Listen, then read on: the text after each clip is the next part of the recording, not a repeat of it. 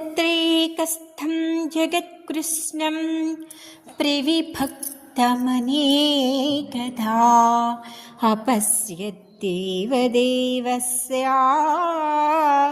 शरीरे पाण्डवस्तथा शरीरे पाण्डवस्तथा। ఈ ప్రపంచము స్వామి కుక్షిలో చూశారు. భగవంతుడిలో ఒక మూల ఉన్నదన్నమాట. అట్లానే మనము కూడా ఒక పాము లాంటి వాళ్ళమే. మనది వెన్నుపాము అంటాం. ఆ వెన్నుపాము అలా బారుగా ఉంటే, ఈ తల పడగ విప్పి ఉంటే, మన బొట్టు పెట్టుకునే చోట జ్ఞాననేత్రం దగ్గర లక్ష్మీనారాయణులు ఆదేశేశ్వ మీద పడుకుని యోగంలో ఉంటారు. ఆ యోగంలో ఉంటే లక్ష్మీదేవి ఆ అయ్యవారి పాదాలలో నుంచి ఉన్న దైవశక్తిని ఆస్వాదిస్తూ ధ్యానంలో ఉంటుంది.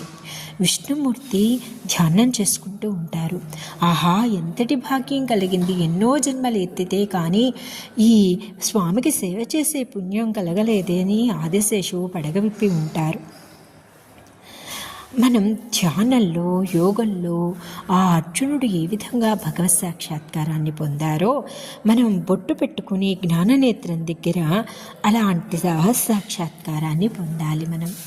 మనం సంసారంలో ఉండే కష్ట నష్టాలని అదే మననం చేసుకుంటూ బాధపడుతూ అది లేదు ఇది లేదు, అలా కష్టం వస్తుంది ఇలా కష్టం వచ్చింది అనుకోకుండా మనం అన్ని పనులు చేసుకుంటూ ఎప్పుడు భగవత్ సాక్షాత్కారాన్ని పొందాలి అనే తపనతో కూడిన మంత్రాన్ని చెప్పుకుంటూ ఆతృతతో ఈ జన్మని వృధా చేసుకోకూడదు.